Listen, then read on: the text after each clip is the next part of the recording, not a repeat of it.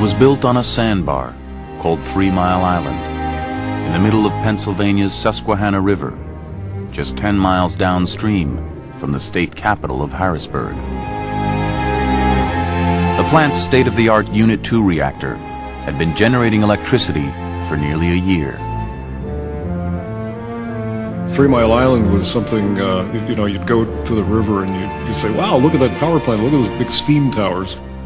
And I was just amazed, wide-eyed, and you know, looking at the thing, and it was just kind of neat. It was high technology, and this was it was going to be power that was too cheap to meter. People in the communities surrounding the plant had grown accustomed to the giant concrete fortress. For them, Wednesday, March 28, 1979, began like any other day. They didn't yet know that events leading to the worst nuclear accident in American history had already been set in motion. It started in the pre-dawn hours with a simple plumbing breakdown. Then a small valve opened to relieve pressure in the reactor. But unknown to the plant operators, it malfunctioned and failed to close. This in turn caused cooling water to drain from the open valve. The nuclear core began to overheat. Technical failures were then compounded by human error. Confronted by baffling and contradictory readings, the operators shut off the emergency water system that would have cooled the core. If the operators had not intervened in that accident at 3 Mile Island and shut off the pumps, the plant would have saved itself. They had thought of absolutely everything except what would happen if the operators intervened anyway. So the operators thought they were saving the plant by cutting off the emergency water, when in fact, they had just sealed its fate.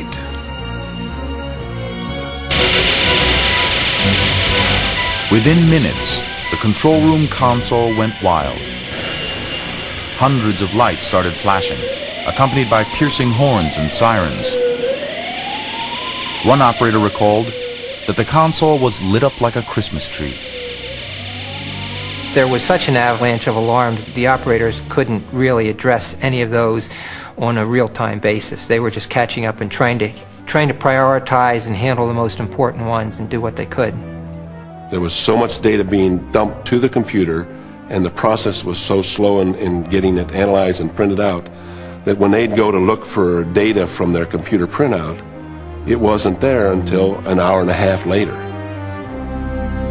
By early morning, the exposed part of the core was beginning to cook.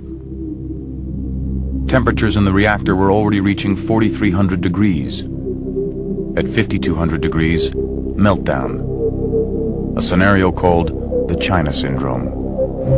The core could have turned into a molten white-hot mass. It could have gone through the concrete base of the plant and into groundwater, which is immediately below the foundation of the plant. Could have fractured the earth instantly in all directions, and geysers of radioactive steam would have spouted into the air through the parking lots. And a cloud of death would have wafted north over the city of Harrisburg. Operators remained convinced that the core was covered and safe. No one in the control room could see that 3 Mile Island was hurtling towards meltdown. Most of us who had spent our lives in this business didn't believe that could happen. We had a mindset that said we had these marvelous safety systems which had backups of backups. So there was that mindset that I think made it hard for people to really come to grips with the reality that severe damage had occurred. As the operators struggled to make sense of the accident, workers throughout the plant flocked to the control room. By 6:15, the control room must have had 50, 60 people in it, more arriving every moment. And then they get the alarm, radiation in the control room. Well, that's got to be a heart stopper. Contaminated water from the open valve had leaked into an adjoining building and was releasing radioactive gases throughout the plant. With radiation threatening to escape to surrounding communities, Supervisor Gary Miller declared the first general emergency ever to arise at a nuclear power plant in the United States. The operators, grabbing their respirators, would remain at the helm of the runaway reactor. The radiation level inside the containment dome was reading 10,000 rems per hour. A dose so high, only minutes of exposure would prove fatal.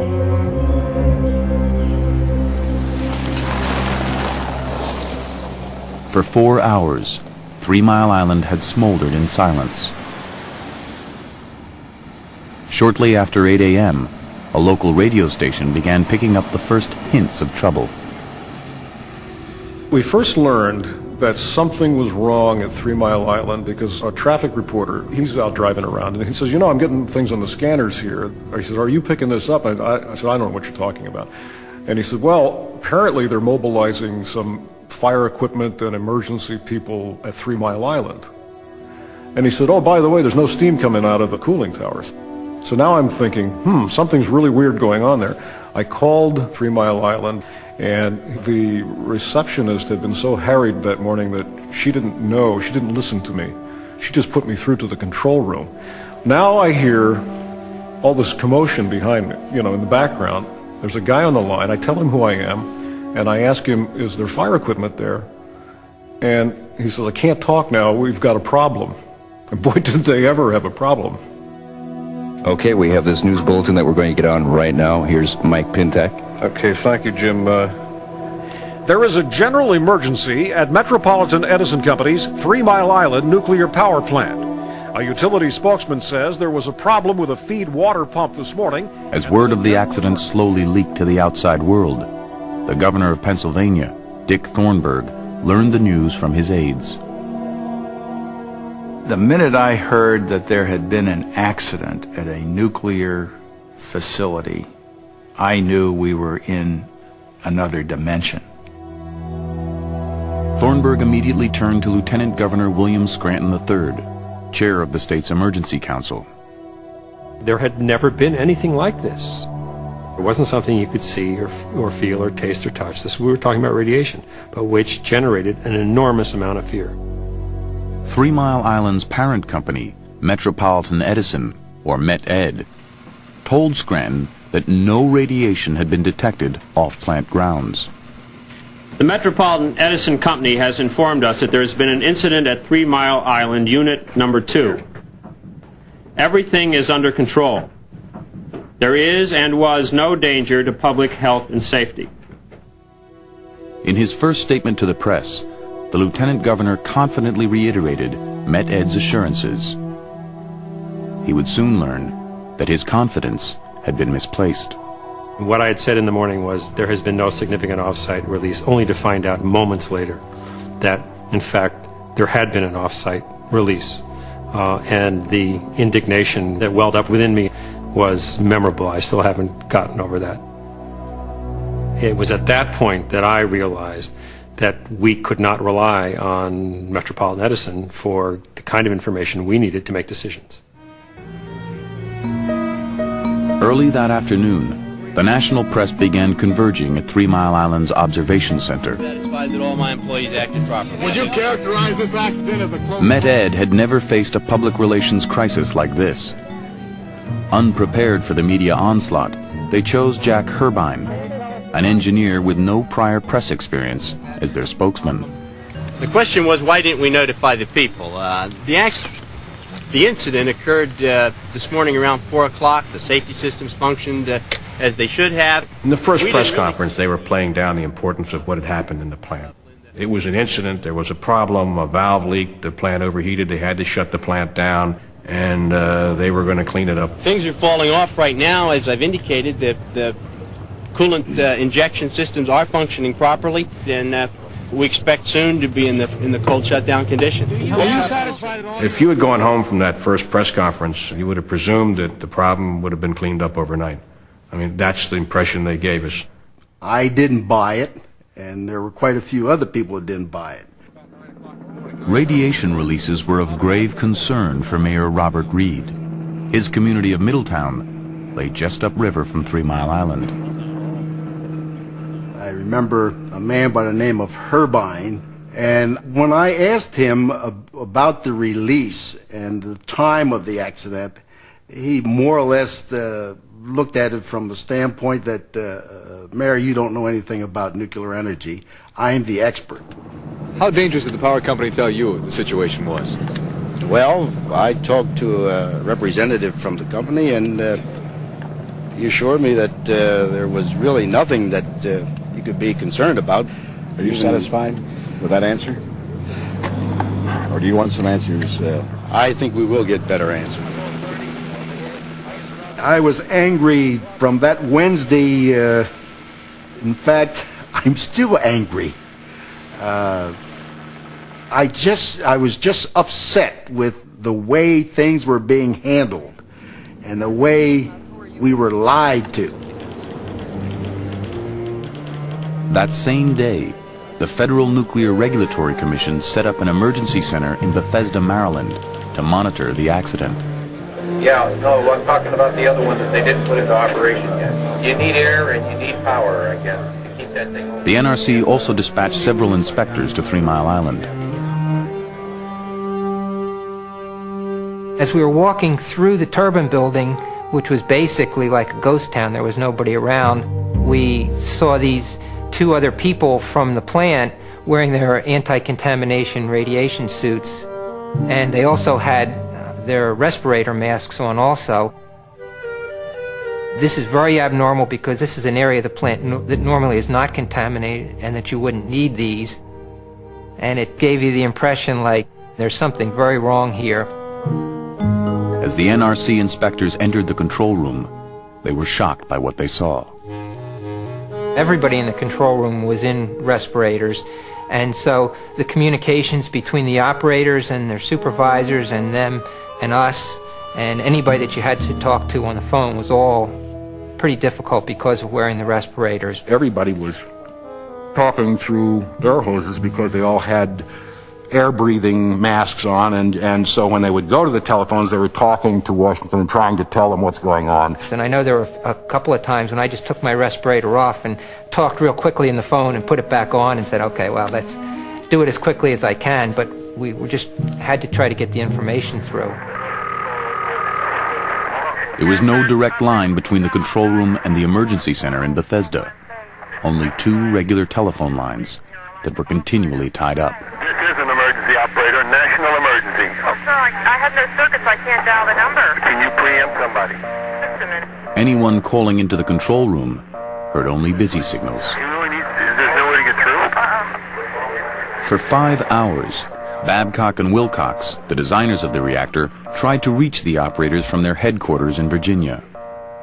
The designers of the plant down in Lynchburg could not get through under any circumstances, and they had to relay all the information through a regional NRC office in King of Prussia, Pennsylvania, to the Unit 1, which is north of the accident, and then a runner would run over to Unit 2 and read the gauge and run back and report this. So the people down here are getting fourth-hand information, which is largely incorrect and certainly incomplete, and they're passing back advice which doesn't make it all the way.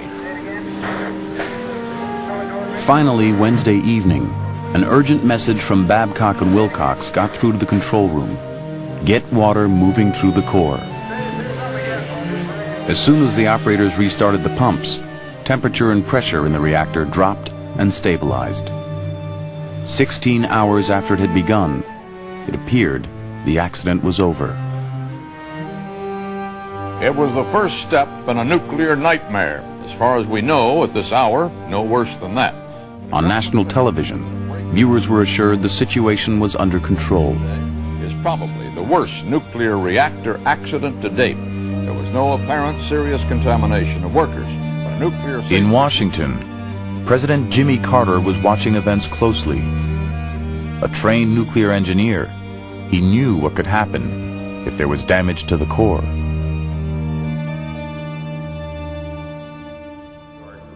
On Thursday morning, the day after the accident, The chairman of the NRC, Joseph Hendry, was summoned before the House Subcommittee on Energy.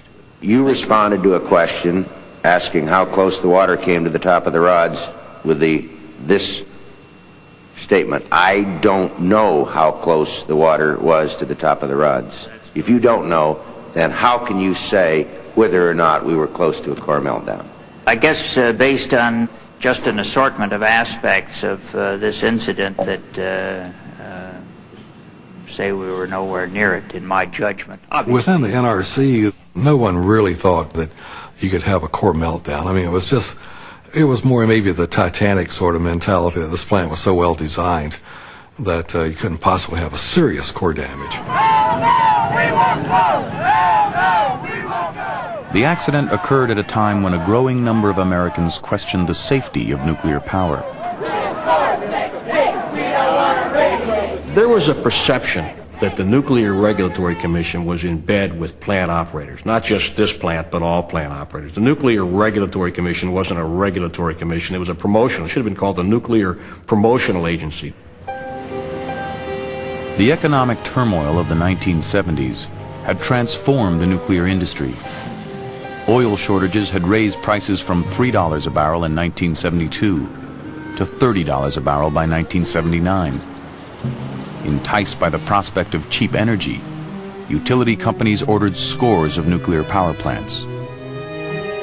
We had no control over the number of plants that came in the door. I mean, we were just like your driver's license bureau, and there are people lined up at your desk waiting for an eye exam and a driver's test. And we used to talk about inviting people in off the street to see if they didn't want to come work for the NRC, because we really had more work than we could handle. And we'd review a power plant maybe with 10 to 12 man-years of effort. And you got to remember, it takes thousands of man-years of effort to design a power plant, so we were putting in an extremely small audit.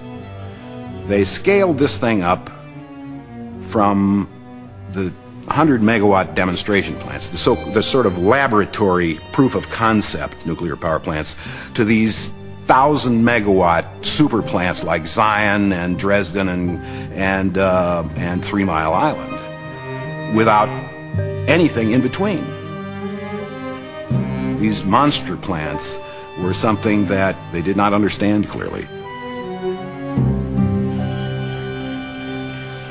The valve that failed at 3 Mile Island had malfunctioned 11 times before at other nuclear plants.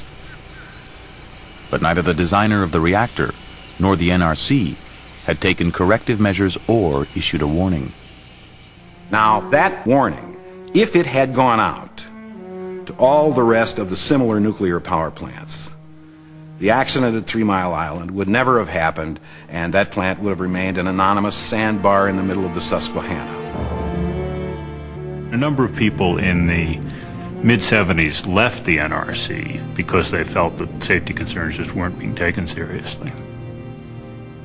The mindset, to be somewhat simplistic about it, was that everything was safe enough already, that anyone who wanted to raise a new concern, anyone who was skeptical that a particular plant should be licensed, had an immensely heavy burden to demonstrate that it was worth really perturbing the process, because nothing serious had happened yet, or at least nothing serious enough had happened yet. Throughout Thursday morning, Governor Thornburg felt uneasy. The NRC had assured him that the danger was over, but he wanted a first-hand assessment of conditions at the plant. It occurred to me, someone's got to go down there and look at that place and see it.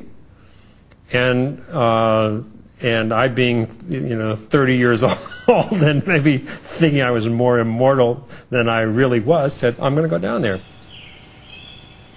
3 Mile Island was in the middle of the Susquehanna River, in the middle of farm country. So it's not like you've got a lot of large buildings around. I mean, you just drive up and there they are.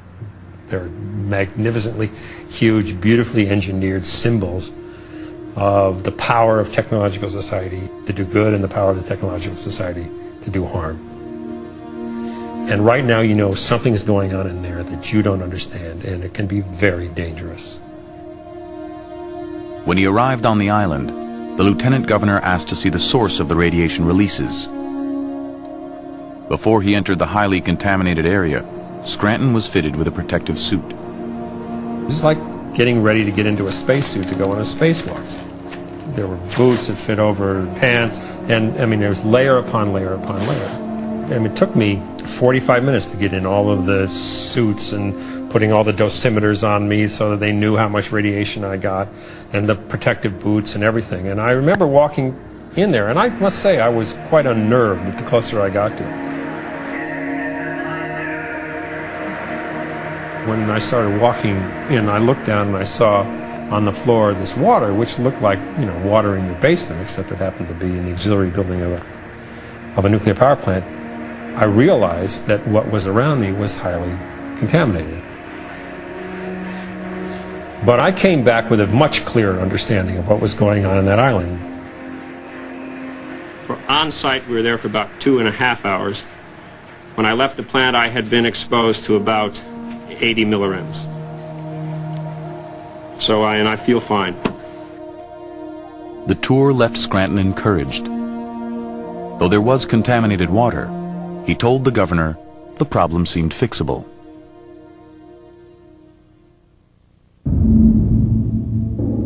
But in the early morning hours of Friday, it appeared the plant was once again out of control.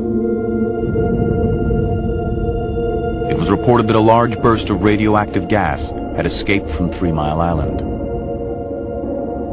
Within minutes, Thornburg received a startling recommendation from a staff member at the NRC to evacuate the area. For about 45 minutes in my office, with all of our team assembled, we set about on a crash effort to determine what had prompted this evacuation recommendation out of Washington, D.C. This whole question was constantly recycled. Should we order an evacuation? Thornburg feared the prospect of a mass exodus. Earlier, he had directed an aide to review the state's emergency plans. His report to me on the evacuation plans was chilling, to say the least. One of the things I'll never forget was that he said that under the regimen that had been established by the counties on either side of the river, one Dauphin County where Harrisburg was and Cumberland County across the river, that their evacuees would meet head-on in the middle of the bridge over which they were to be evacuated. The burden of the evacuation decision was on Thornburg's shoulders. Whatever he decided, he knew lives were at stake. The governor was anxious to get advice from the chairman of the NRC, but he got no reply.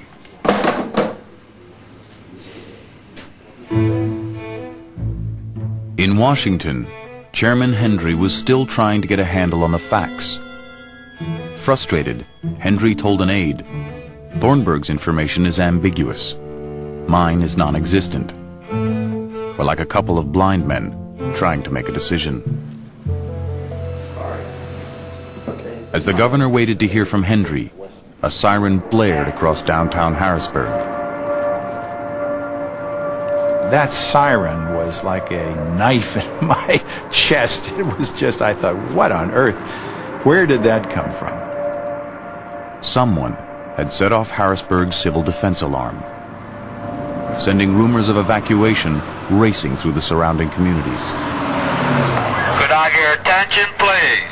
There has been a state of emergency declared on 3 Mile Island. Please stay indoors with your windows closed. Civil Defense is requesting that all personnel... For residents, life seemed to be imitating art. All windows and doors closed. Just 12 days earlier, a Hollywood film called The China Syndrome had been released in theaters across the country, giving Americans their first look at a terrifying nuclear catastrophe. I don't know. They might have come close to exposing the core. If that's true, then we came very close to the China Syndrome. The number of people killed would depend on which way the wind is blowing. Render an area the size of Pennsylvania permanently uninhabitable.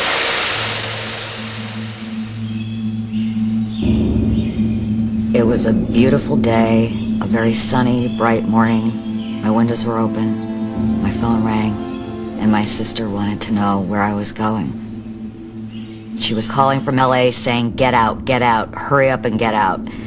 And people around the country were calling and saying, you know, get out of there, hurry up and get out.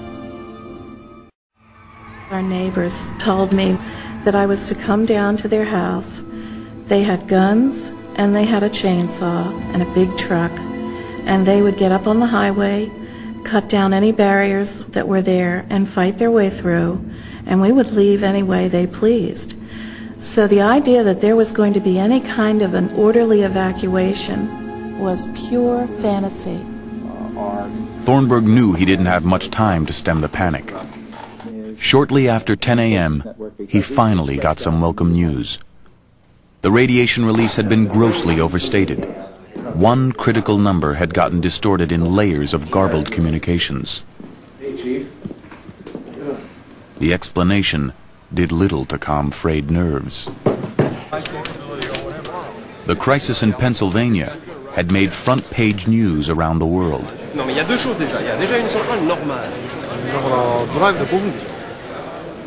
Hundreds of journalists flocked into Harrisburg, You guys got a match? including Mike Gray. An engineer by training, he was covering the accident for a national journal. He was also the screenwriter of the movie, The China Syndrome. At one of the major New York dailies, the managing editor stood up on his desk and shouted, "Who here has seen the China Syndrome?" 3 guys raised their hand. He said, you're going to Harrisburg. So the movie then became a briefing film for the press. At 11 o'clock, Med-Ed called another press conference. By now, the press corps was growing openly distrustful. The release that was made yesterday was within the limits that were acceptable, and was. I don't know why we need to tell you each and everything that we do. Well, why not, Jack? You know, we only live here, and you may kill us here before you're all finished. Don't you feel a responsibility to 1 million people living around your planet to keep them informed of every last facet of it? The press became very demanding.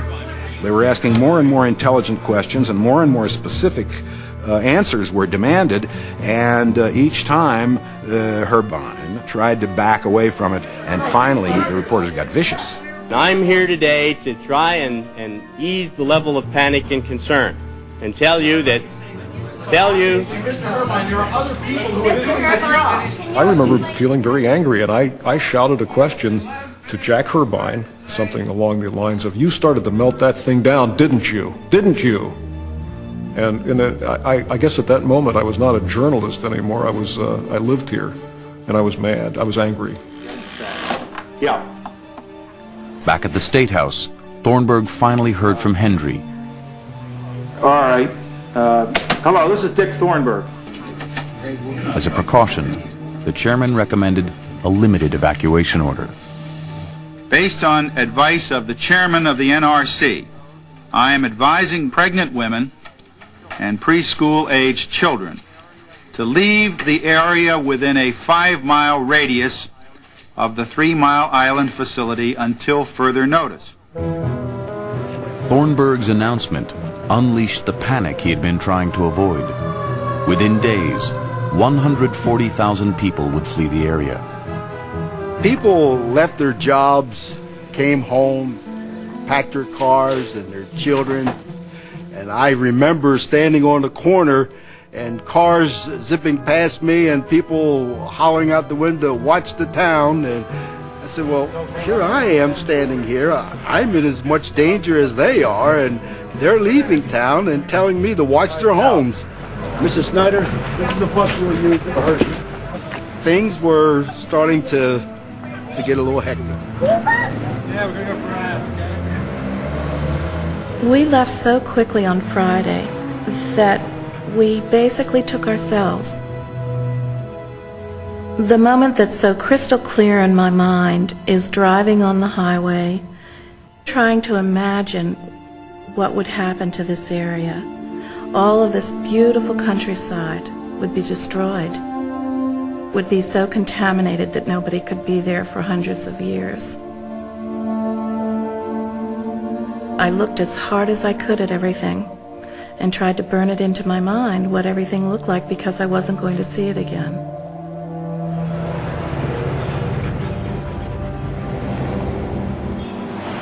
My father wouldn't leave.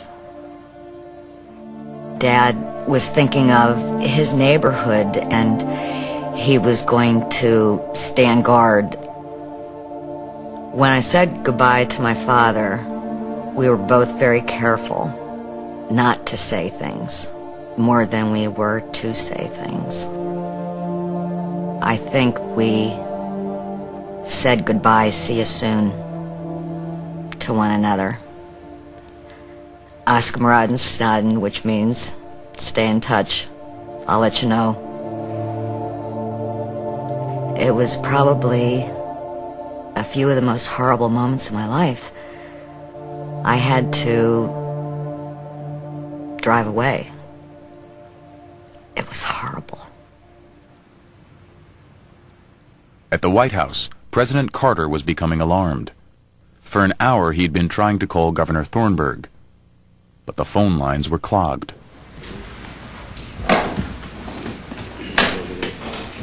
We had an open line. What happened to our open line? How about reestablishing that? It was on 3. Okay? And there, over there, sits our hotline unassembled. When Carter finally reached the governor, he heard an outpouring of frustration. Thornburg felt let down by both Met-Ed and the NRC. He asked the president for someone he could trust. Within hours, Harold Denton arrived in Harrisburg as the president's envoy. So I agreed to go. What I saw at that time is I was a fireman, and I was rushing to the scene of a fire.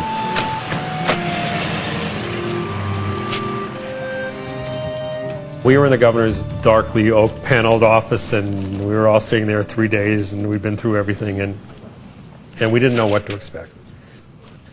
And we got a call saying Harold Denton is outside in the reception area, and the governor turned to me and said, "Bill, go and bring him in." And I walked down, I opened the door, and he stepped in, and he said, "Hi, I'm Harold Denton." And I said, "Hi, I'm Bill Scranton." But the minute he said, "Hi, I'm Harold Denton," you know, sometimes you have this feeling about people. It just was, this is the right guy. Well, Governor, I'm Harold Denton. Harold, Dick Thornburg. How are you? My first look at Harold Denton was on a television set, and he's kind of this slow talking, my recollection is southern sounding kind of guy who will automatically put you at ease and makes you feel more comfortable and safe, and that's kind of how it felt. Well, finally, somebody's here that we can trust. We've assured ourselves that there is no imminent danger to the public. That's Harold Denton. As a result of the way the Corps is being cooled, there are a number of safety As Denton systems calmed that fears in can be activated Harrisburg, if necessary. tensions were growing back at NRC headquarters. Roger Matson, one of the NRC's most experienced engineers, had been analyzing a stream of data from the control room. He was horrified to discover the presence of a hydrogen gas bubble above the core. The bubble could prevent cooling and eventually lead to a meltdown. Matson's report to Commissioner Hendry was blunt. Well, what I told him was that we had a reactor that was in a condition that no one had anticipated, that the core was severely damaged. I think I called it a horse race. How the hell do we get the bubble out of there? Do we win the horse race or lose the horse race? I don't know what we're protecting at this point. I think we ought to be moving people. And at that point, I put my 2 cents worth in on the evacuation. I asked him why he was not making a recommendation to move people. We thought that there should be some form of close-in evacuation. Fearing another false alarm, Hendry stalled. For the first time, the press began to use the word meltdown. The world has never known a day quite like today. It faced the considerable uncertainties and dangers of the worst nuclear power plant accident of the atomic age. And the horror tonight is that it could get much worse. The potential is there for the ultimate risk of a meltdown at the 3 Mile Island. That evening before sundown, I went out and I'm looking in the sky. And I know this is kind of dumb, but I just remember the sky was the strangest colors of purples and oranges and deep blues, and it was just a really weird sky. It almost reflected the emotional turmoil that we were feeling over what was going on at 3 Mile Island. So that's what comes to mind when I think of Friday, or Black Friday as I call it.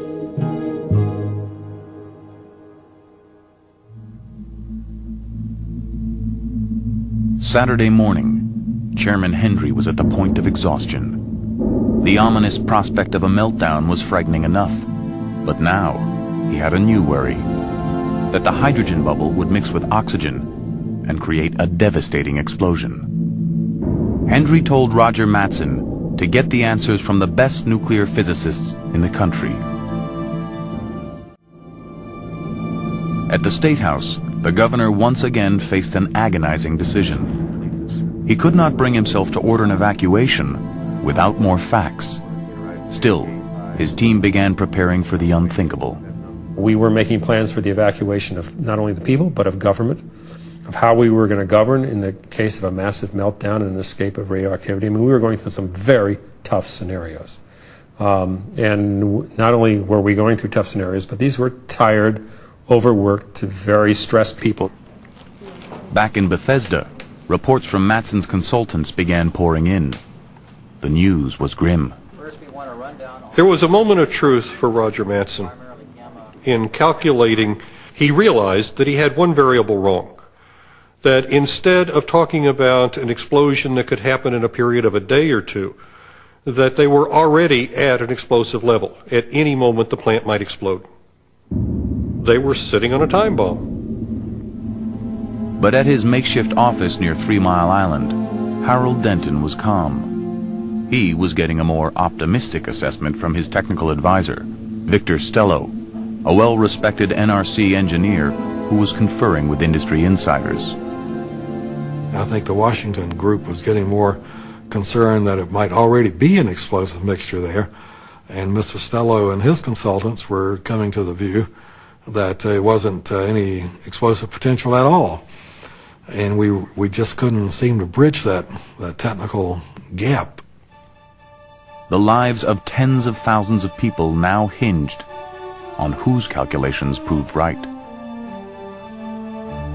In the early evening, word of the explosion theory leaked to the press. By the time Harold Denton spoke to them at 11 o'clock at night, journalists were close to hysteria.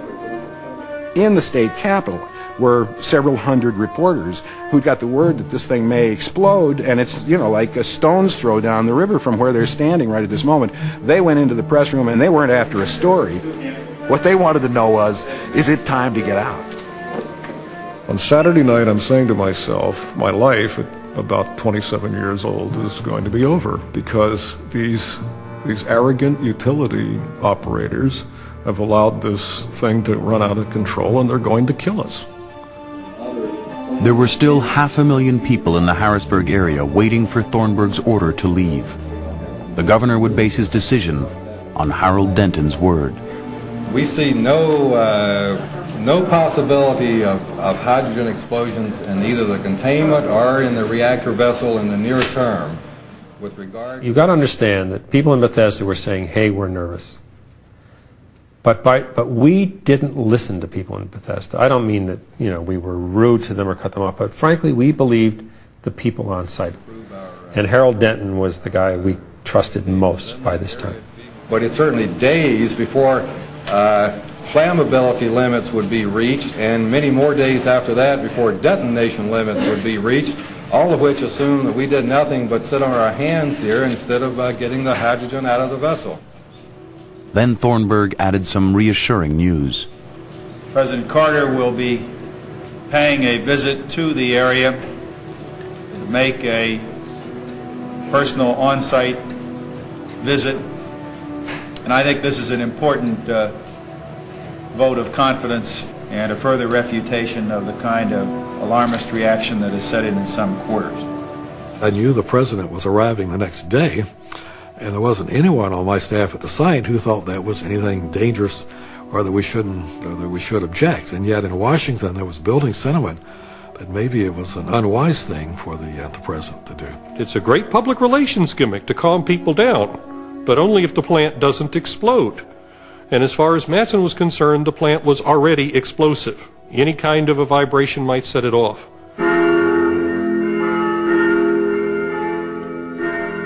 On Sunday morning, Victor Stello went to church. He had worked through the night trying to prove the explosion theory wrong. And went to Mass, and I was really tired. I thought I was going to fall asleep at the sermon. And then the priest gets up and said that because of the potential for us being killed from 3 Mile Island, we're going to have general absolution. The bishop has said, George, you're the pastor. Whatever you need to do, whatever you need to say, is up to you to do. You need make no calls to me, ask for any permissions. And that's how we decided to give general absolution. But he also said, I've been in... This is a sacrament in the Catholic faith, reserved when death is imminent. It is only given when people are going into battle and they might die. So they are absolved of all of their sins. Very difficult and emotional kind of a thing. A very difficult time. And then the anger was really bad. What we had done to these people. Just outrageous. We had frightened them so bad. They thought they were going to die. While Stello attended church, Roger Matson raced to Harrisburg. He set off from Washington, determined to reach 3 Mile Island before the president arrived. At the airport, he found Denton and Stello waiting to greet the president's helicopter. Here comes Roger Matson into the hangar, and here's Victor Stello, the other top NRC expert.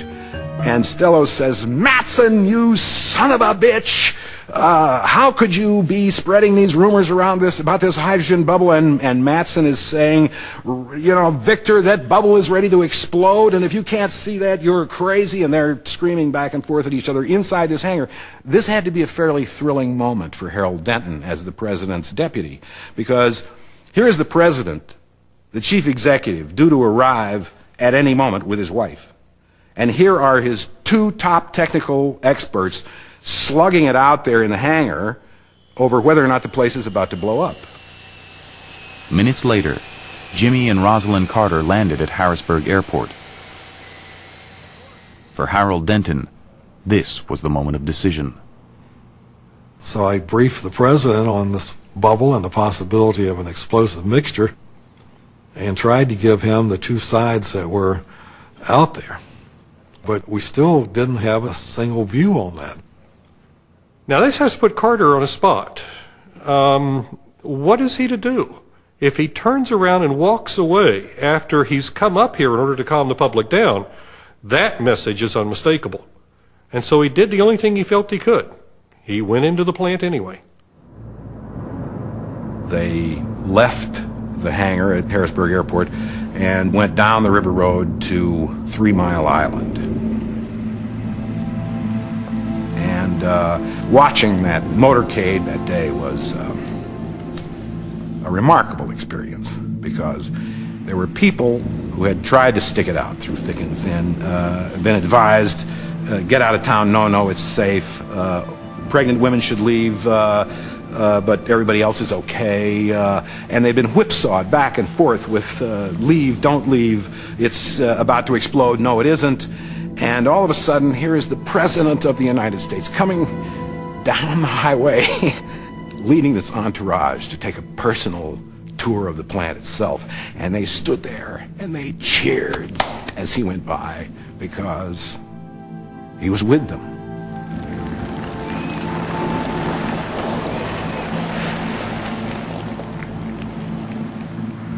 I remember all of us were outfitted with these little yellow booties that we put on over our shoes, and that was to protect us from water that was radioactive water, which was on the floor inside the facility. And then we went to the site. We all got on a bus, and the bus then went on site. We got out, went into the control room. That was an eerie feeling. Here we were Sunday morning, 4 days plus a couple of hours after the accident, the very site where things had gone wrong. Just outside the plant gates, Victor Stello and Roger Mattson were frantically reviewing the explosion theory. For 2 days, Stello had struggled to prove Mattson wrong. Finally, in the late afternoon, Victor Stello found the flaw in Mattson's calculations. They were using the wrong formula. The hydrogen bubble was never a threat. What puzzles me is how many people, not just in the NRC, not just at 3 Mile Island, but people in the industry on the phone as technical consultants who were on site, how many of them dealt with that formula and nobody noticed. Now scientists and engineers were correctly assessing the accident. But back on the island, there was still confusion. When we reached the gate to turn back in our dosimeters that we had worn, the president reads his dosimeter and it's reading high. It's 78 millirem. Oh my God, my heart stuff. What has happened here? Have I exposed president? And I read mine, which was an NRC issued dosimeter. It read 0. Turns out the company had gotten so far behind on their ability to recharge dosimeters and hand out fresh dosimeters to everyone, they just noted what they read when they were turned in last and subtracted the difference. And the plant people didn't see any big deal, but momentarily there was mass confusion on the bus and everyone was thinking they had received an unexpected exposure. And I think at that moment, President Carter began to lose a little confidence in not only the company but me. By the time Carter left Harrisburg, he knew the danger was over. The president's visit would mark the end of the crisis. After 5 days of fear and anguish, residents felt safe enough to return to their homes. Although they were told that an insignificant amount of radiation had been released during the accident, they would be plagued by doubts for years to come.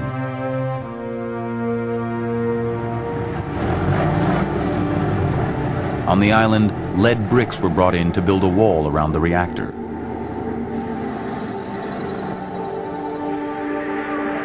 Slowly, the hydrogen was bled from the system. A month after the accident began, the Unit 2 reactor was finally shut down.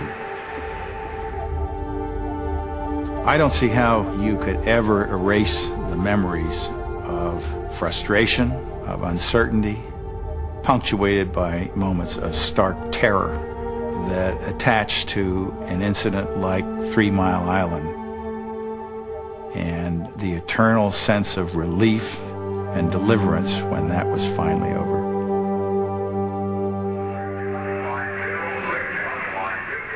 Three years later, a robotic camera was lowered into the core. It would be the first look at the full extent of the accident. And I remember vividly seeing this videotape of a camera coming down into the top of the core, and you hear the voice of the mechanic who's lowering it saying 1 foot, 2 foot. 2 feet into the core. We're now approaching 3 feet. And as he's going, as I'm watching the tape, my stomach churns more. We are approaching 4 feet. We're now 5. That's something. And that recognition for the first time, 5 feet of the core was gone. That's when we really saw that the core had been severely damaged. We had a meltdown at 3 Mile Island. It was not the China syndrome, but we melted the core down. 50% of the core was destroyed or molten, and something on the order of 20 tons of uranium found its way by flowing in a molten state to the bottom head of the pressure vessel. That's a core meltdown. No question about it. Following the accident, the nuclear power industry would introduce new safety and training standards. But nuclear power would not hold the promise it once did. Since 3 Mile Island, not a single nuclear power plant has been ordered in the United States.